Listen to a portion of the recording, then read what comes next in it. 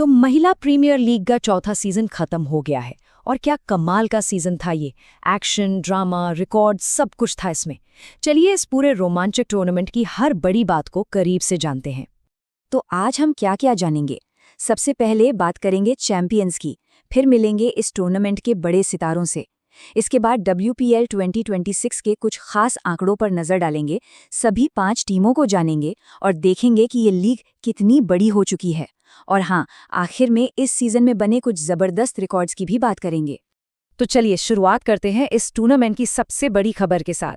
इस बार एक नई टीम के सर पर सजा है जीत का ताज। जी हाँ, एक बेहद रोमांचक और सांसें रोक देने वाले फाइनल में रॉयल चैलेंजर्स बैंगलोर ने दिल्ली कैपिटल्स को हराकर अपना दूसरा WPL खिताब अपने नाम कर लिया है। ये फाइनल वाकई एक जबरदस्त मुकाबला था। दिल्ली कैपिटल्स ने पूरे टूर्नामेंट में शानदार खेल दिखाया, लेकिन आखिर में बाजी मारी रॉयल चैलेंजर्स बैंगलोर ने। और सुनिए, ये कोई मामूली जीत नहीं थी। RCB ने सिर्फ ट्रॉफी ही नहीं जीती, बल्कि 204 रनों के पहाड़ जैसे लक्ष्य का पीछा करते हुए WPL के इतिहास का सबसे बड़ा और सबसे सफल रन चेज भी कर दिखाया। सच में ये फाइनल हमेशा याद रखा जाएगा। तो टीम तो जीती, लेकिन इस जीत के पीछे कुछ खिलाड़ियों का शानदार प्रदर्शन भी था। चलिए अब उन सितारों पर एक नजर डालते हैं जिन्होंने इस टूर्नामेंट में अपनी चमक बिखेरी। बैटिंग में सबसे बड़ा सम्मान यानी ऑरेंज कैप मिला RCB की कप्तान स्मृति मंधाना को। उन्होंने न सिर्फ अपनी टीम को चैंपियन बनाया, बल्कि पूरे टूर्नामेंट में सबसे ज्यादा 377 रन बनाकर ये साबित कर दिया कि वो क्यों बेस्ट हैं।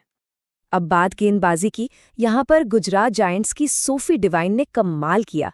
उन्होंने टूर्नामेंट में सबसे ज्यादा 17 विकेट लिए और पर्पल कैप पर कब्जा जमाया। और देखिए, सोफी डिवाइन का कमाल सिर्फ गेंद तक ही सीमित नहीं था, उन्होंने बल्ले से 243 रन भी बनाए। इसी शानदार ऑलराउंड प्रदर्शन के लिए उन्हें most valuable player of the series का अवार्ड मिला। वाकई एक जबरदस्त खिलाड़ी। अच्छा, खेल और खिलाड़ियों के अलावा WPL का एक और बहुत बड़ा पहलू है, और वो है पैसा और बिजनेस। चलिए अब जरा इस टूर्नामेंट के कुछ बड़े आंकड़ों पर नजर डालते हैं। जो टीम चैंपियन बनी यानी रॉयल चैलेंजर्स बैंगलोर, उससे इनाम में मिले पूरे 6 करोड़ रुपए। ये रकम बताती है कि WPL कितनी बड़ी लीग बन चुकी है। वहीं जो टीम फाइनल में हारी, दिल्ली कैपिटल्स, उन्हें भी उनके शानदार खेल के लिए 3 करोड़ रुपए की पुरस्कार राशि दी गई। और पैसा सिर्फ टीमों पर ही नहीं, खिलाड़ियों पर भी बरसता है। इस साल की नीलामी में दीप्ति शर्मा सबसे महंगी खिलाड़ी रहीं, जिन्हें यूपी वॉरियर्स ने 3.20 करोड़ रुपए में रिटेन किया। तो आखिर कौन थीं वो 5 टीमें जिन्होंने इस खिताब और इतनी बड़ी इनामी राशि के लिए एक दूसरे को टक्कर दी? तो लीग में है ये 5 पावर हाउस टीमें। स्मृति मंधाना की रॉयल चैलेंजर्स बैंगलोर, जेमिमा रॉड्रिक्स की दिल्ली कैपिटल्स, हरमनप्रीत कौर की मुंबई इंडियंस, एशले गार्डनर की गुजरात जायंट्स और मैग लैनिंग की यूपी वॉरियर्स। हर टीम की कमान एक स्टार खिलाड़ी के हाथ में है और उन्हें देश के बड़े कॉर्पोरेट ग्रुप्स का सपोर्ट है, जो इस लीग को और भी मजेदार बनाता है। 4 साल हो चुके हैं इस लीग को, और ये चौथा सीजन WPL के तेजी से बढ़ते इतिहास में एक और शानदार पन्ना जोड़ गया है। अगर हम पिछले 4 सीजन के विजेताओं पर एक नजर डालें, तो एक बहुत ही दिलचस्प पैटर्न सामने आता है। अब तक ट्रॉफी सिर्फ 2 ही टीमों के बीच रही है, मुंबई इंडियंस और रॉयल चैलेंजर्स बैंगलोर। दोनों ने 2-2 बार खिताब जीता है। और हाँ, एक टीम की तारीफ करनी तो बनती है, और वो है दिल्ली कैपिटल्स। भले ही उन्होंने अब तक कोई खिताब नहीं जीता, लेकिन वो WPL के चारों सीजन में फाइनल तक पहुंची हैं। ये उनकी अविश्वसनीय कंसिस्टेंसी को दिखाता है।